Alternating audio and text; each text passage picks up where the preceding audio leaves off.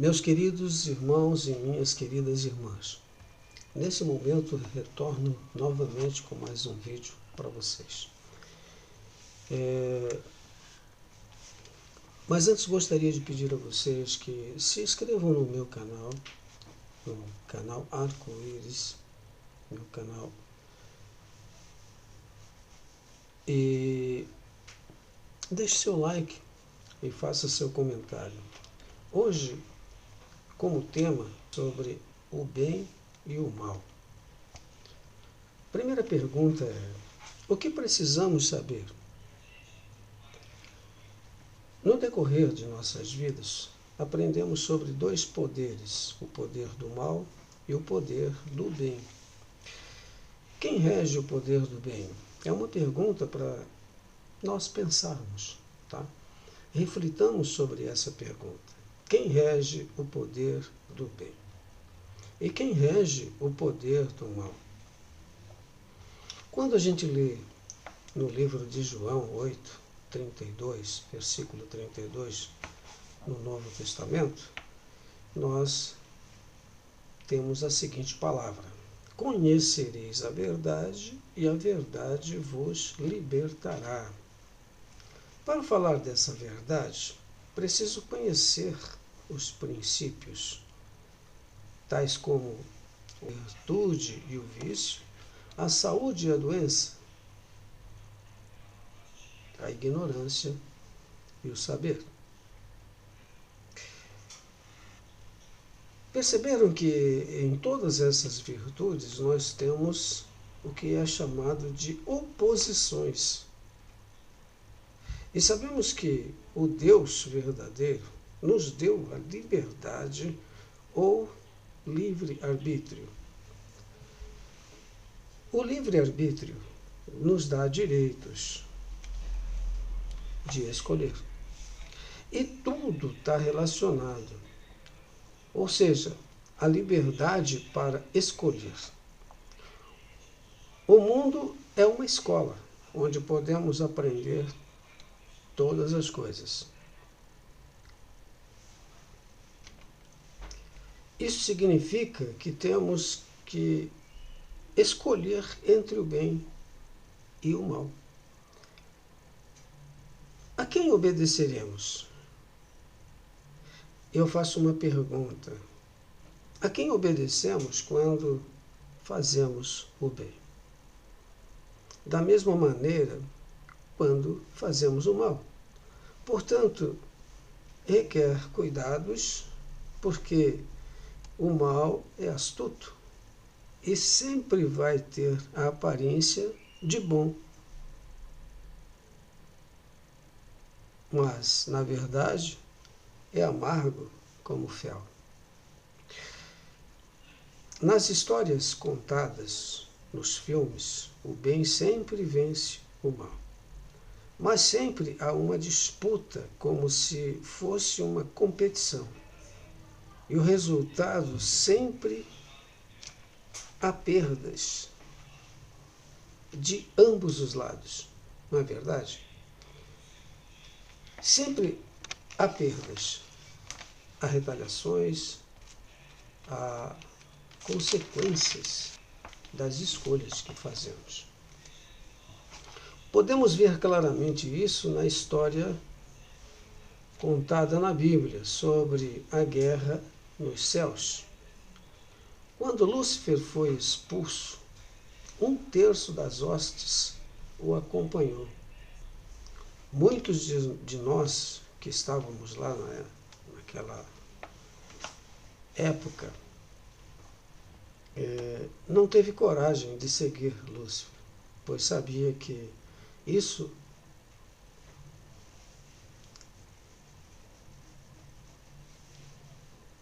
teria uma consequência. É verdade. A gente até acho que alguns de nós até achavam Lúcifer muito importante, porque ele era um anjo de luz e era uma espécie de líder, né? Ele era um líder nato com a capacidade de persuasão muito boa, muito grande, e por isso a gente sentia-se à vontade com Deus, mas também gostava de Lúcifer. E alguns até gostavam mais de Lúcifer do que talvez de Deus, né? Porque nós tínhamos duas lideranças. A liderança de Deus, que era uma liderança única, né? Uma liderança pacífica, com um Deus amoroso, com um Pai eterno que nos amava de verdade, e Lúcifer sendo um líder que nos ensinava sobre luz e sobre verdade. E ele era tão persuasivo que ele resolveu, então, entrar em disputa com Deus. Ou seja, ele queria tanto ser tão poderoso quanto Deus era, que ele desejava o lugar de Deus. Ele queria ser um Deus também. Ele queria ser... ele queria subir acima das estrelas e fazer o seu trono, né? O que ele queria, na verdade, era usurpar o poder de Deus. Mas, para um plano de um pai sábio, isso não era vantajoso. E também não era aquilo que ele havia pensado para nós. Então, ele nos amava e ele deu a nós a liberdade, tanto no céu como na terra. Nós tínhamos a liberdade, ou seja, o livre-arbítrio para escolher. Então, o Senhor queria que nós viéssemos para essa escola, que é a terra, mas ele queria que nós voltássemos por livre e espontânea vontade. Ele não queria forçar cada um de nós a voltar. E ele sabia que uma das formas para voltar à presença dele novamente era tendo a liberdade de escolha. E aí a gente poderia voltar por nossa própria vontade. E quando a gente faz algo por nossa própria vontade, a gente faz com gosto, a gente faz com amor, a gente faz com carinho. Quando nós somos forçados a fazer, já entra aquele poder que é o poder de oposição, ou seja, por que eu tenho que fazer isso? Por que eu tenho que me arrepender? O que eu fiz para me arrepender? Eu não sou ruim, eu não sou bom. Olha, na verdade, quando entramos nesse conflito, nós já estamos pecando, porque deixamos de ser submissos. Jesus Cristo estava lá para ser crucificado, ele ia ser crucificado, e antes ele foi ao horto, né? Lá se ajoelhou, na hora crucial de sofrer tudo o que era necessário para que pudesse trazer salvação à humanidade.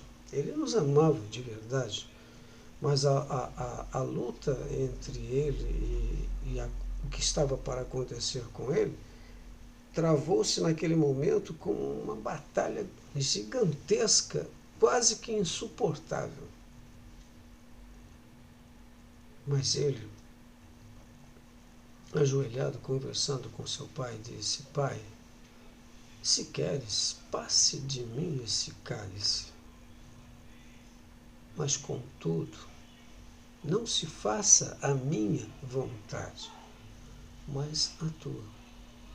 Então veja que um filho sendo submisso a seu pai, por amor e também por amor à humanidade, estava ali disposto a sofrer todas aquelas coisas para que pudesse amenizar a situação de seus irmãos, que somos nós. E como irmãos de Cristo vindos a essa terra, nós, cheios de pecados, precisávamos sofrer tudo quanto Cristo sofreu para que pudesse ser redimido. A pergunta é: nós suportaríamos sofrer o que ele sofreu, tanto física como espiritualmente? Claro que não. Se isso ocorresse, nós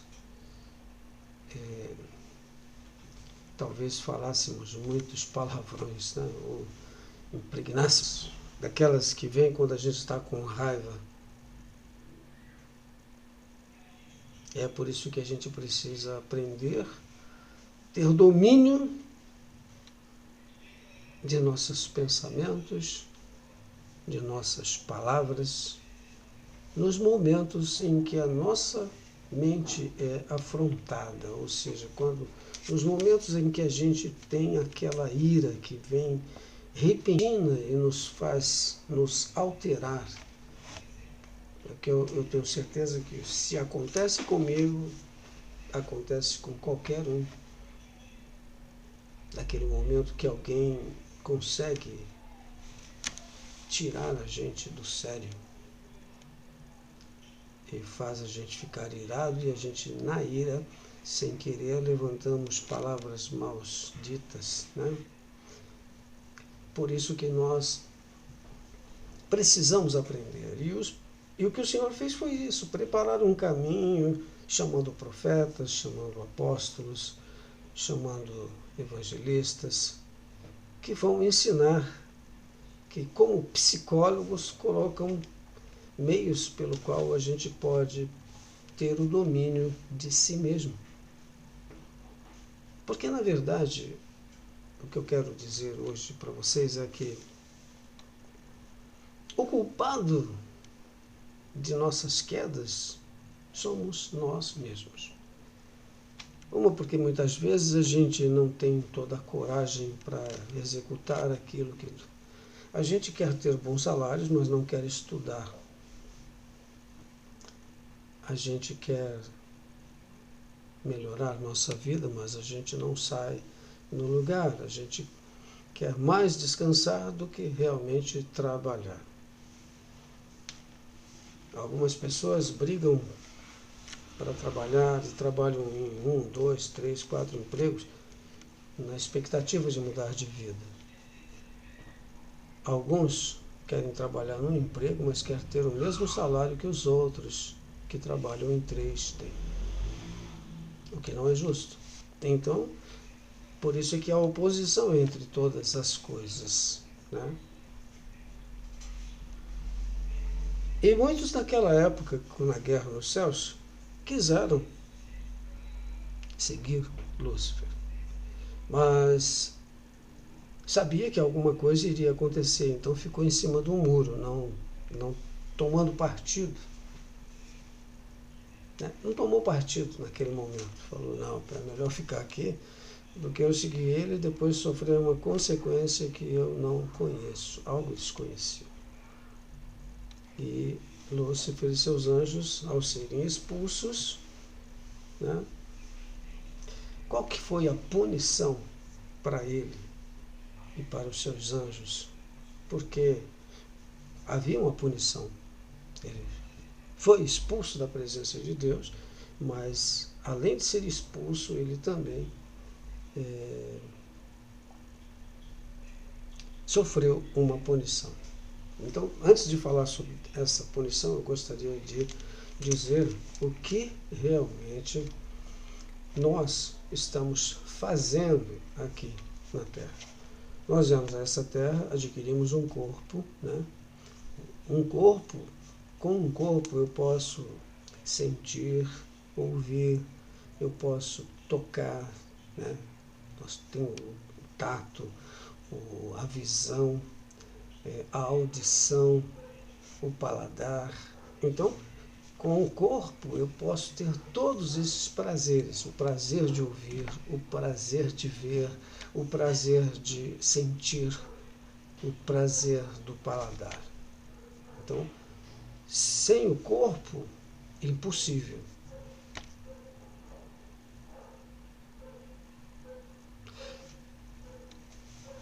um espírito não tem corpo. Ele é um corpo diferente. Então, nessa terra, como o físico se apresenta, é necessário um corpo para que possa sentir, ver, ouvir, falar, assim por diante. Então, sem o corpo, nada somos. E é por isso que Lúcifer tem tanta bronca da gente, porque a gente tem o corpo e ele tem o espírito. E o espírito dele não pode fazer todas as coisas que nós fazemos no nosso corpo. E é por isso que ele quer destruir a família. Porque destruindo a família, destrói o plano de Deus. E destruindo o plano de Deus, ele fica como vitorioso. Ele seria o nosso Deus. Mas o Deus verdadeiro preparou o caminho para que nós não precisássemos seguir a um Deus injusto, como Lúcifer, que finge que doa e não dá, finge que faz, mas não faz. E quem segue ele sempre vai terminar na miséria, como ele. Então, é aí que a gente aprende sobre as escolhas. Todo mundo sabe que você pode escolher entre ser trabalhador, estudioso e vencedor na vida pelos seus méritos, ou se tornar preguiçoso, ocioso e não fazer nada. E aí, conclusão, quais são os resultados? Péssimos, né? Então é isso que nós precisamos ver. A consequência, e agora eu quero dizer, Lúcifer foi proibido, Deus proibiu ele de ter um corpo, então ele nunca vai ter um corpo físico como Jesus tem. Jesus tem um corpo físico e foi para o céu com o seu próprio corpo. Encontrou os discípulos e disse: toca-me, vede que eu tenho carne. Tomé, ele disse: toca-me do meu lado, veja minhas feridas. E ele viu e acreditou. E depois disso, Cristo, subiu aos céus com o seu corpo. Então eu deduzo que se ele tem um corpo físico como o nosso, comeu carne conosco antes de subir, alimentou-se aqui na terra antes de subir aos céus, se alimentou os discípulos e subiu aos céus. Então, se ele tem um corpo de carne e osso e mostrou isso aos discípulos, foi por uma razão, para que a gente soubesse que, além de ser espírito imortal, ele também tem um corpo tão tangível quanto o nosso, porém imortal e perfeito. E a gente também vai ter. Bom, o que eu quero dizer aqui, sabendo dessa, se quiser, não é obrigado. É só aprender a fazer o bem. E como nós vamos aprender a fazer o bem? Praticando, né? Praticando ser boas pessoas, praticando ajudar o próximo, porque é assim que o Senhor deu. O Senhor escreveu leis e nos deu para obedecer. Cristo obedeceu todas as leis, ele não quebrou nenhuma delas. Ele simplesmente as fez cumprir. E ensinou a gente que deveríamos obedecer às leis.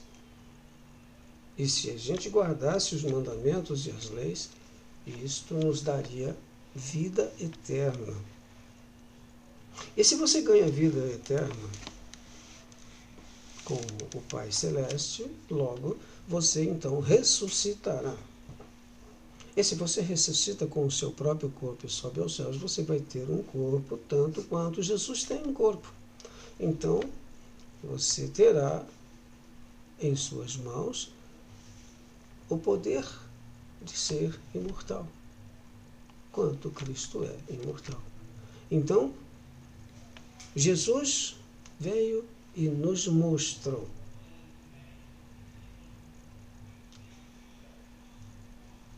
o que é o reino dos céus. E deu muitos exemplos para que nós o seguíssemos. E se nós o seguirmos, com certeza nós iremos vencer. E ele prometeu que aos que vencerem, ele daria todas as coisas necessárias. Seríamos herdeiros. Herdeiros e co-herdeiros, né?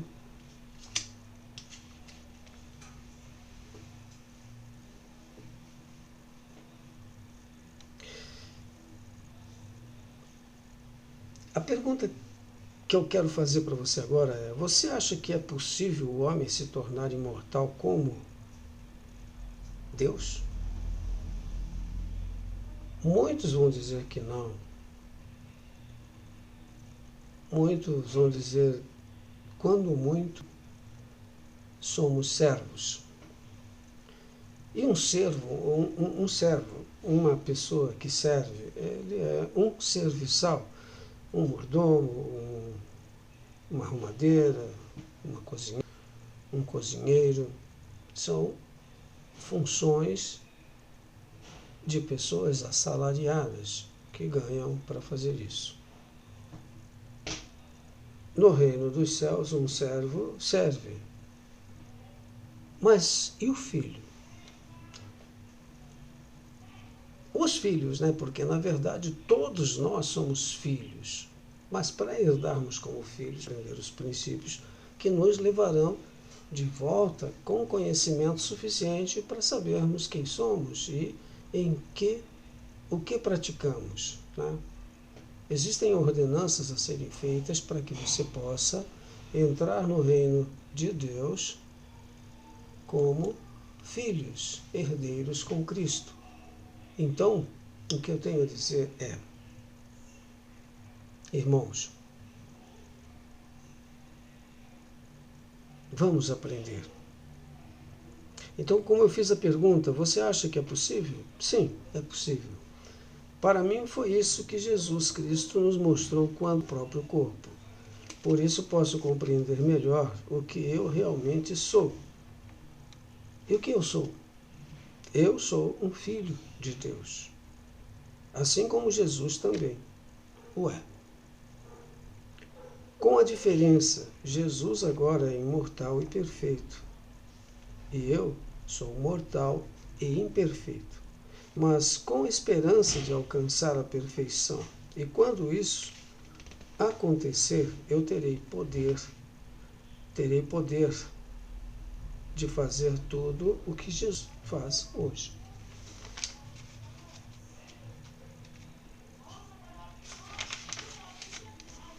Você acredita nisso? Se não acredita, pense por que Jesus apareceu aos discípulos depois de ressuscitar, comeu com eles e pediu a todos que o tocasse, para ter certeza de que era ele mesmo. Na verdade, ele quis mostrar que nós vamos um dia ser como ele é.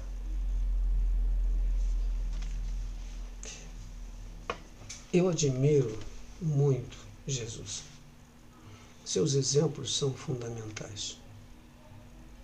Ele sempre estava um passo à frente. Conhecimento pleno sobre o céu. Coisa que nós hoje, para nós, é um pouco místico falar dos céus.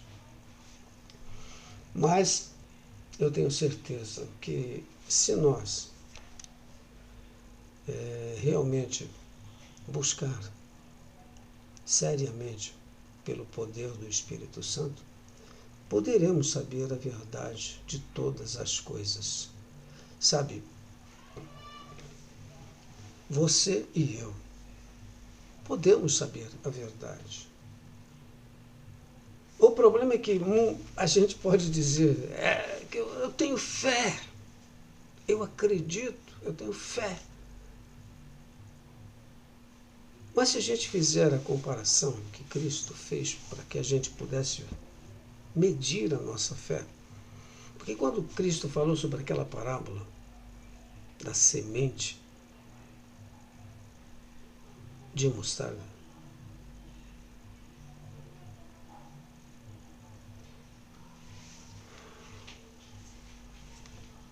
O que ele quis dizer? Pensa bem. Você já viu uma sementezinha? Tão pequenininha.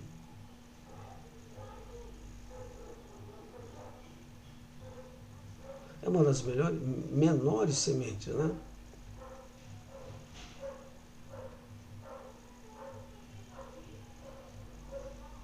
Você quase não a enxerga, tão pequeno é um ponto, é como um ponto de caneta na palma da mão. Puf, fica aquele pontinho, você olha e vê que ele é pequeno. Ele disse, se você tiver a fé do tamanho de um grão de mostarda, ou de uma semente, você terá poder para mover uma montanha de lugar. Você já viu alguém nessa terra mover uma montanha de lugar com sua palavra? Não, né? Então compare a sua fé. Então, como eu não tenho fé suficiente, como a minha fé não chega a um grão de mostarda, eu preciso fortalecer a minha fé. Então, o que vai fortalecer a minha fé? Oração. Eu tenho que clamar a Deus e pedir a Ele que multiplique a minha fé. Como aquele homem que levou seu único filho, que estava lunático, estava com o espírito maligno, entrou sobre ele e ele estava lunático. E ele disse, esse é meu único filho, Senhor, cura ele. E Jesus, olhando para ele, disse, você tem fé? E ele, olhando para Jesus, sabendo que não tinha fé suficiente, disse, ajuda a minha incredulidade. E Cristo falou, por ele ter sido sincero, curou o seu filho. Mas sabe por que a gente precisa cultivar a nossa fé? E cultivar a fé é fazendo oração, orar ao Pai Celeste. E se nós orarmos de verdade, sem duvidar, então nós teremos o direito à revelação. Mas lembre-se de uma coisa que é importante que eu vou dizer agora. Você pode orar com fé e receber uma resposta. Mas se você der ouvido a muitos homens na terra que gostam de desviar a nós dos caminhos, então tome cuidado, porque ele poderá dizer coisas que você vai pensar que é correto e não é. E aí, conclusão dos fatos, você deixa de acreditar até mesmo naquilo que você viu que foi uma revelação celestial. E aí não tem jeito, porque muitos homens nessa terra viram anjos, e mesmo depois de verem anjos, praticaram maldade e morreram na maldade. Portanto, não subestime o poder do mal e procure fazer o bem. Faça o bem sem olhar a quem. Siga os exemplos de Jesus Cristo.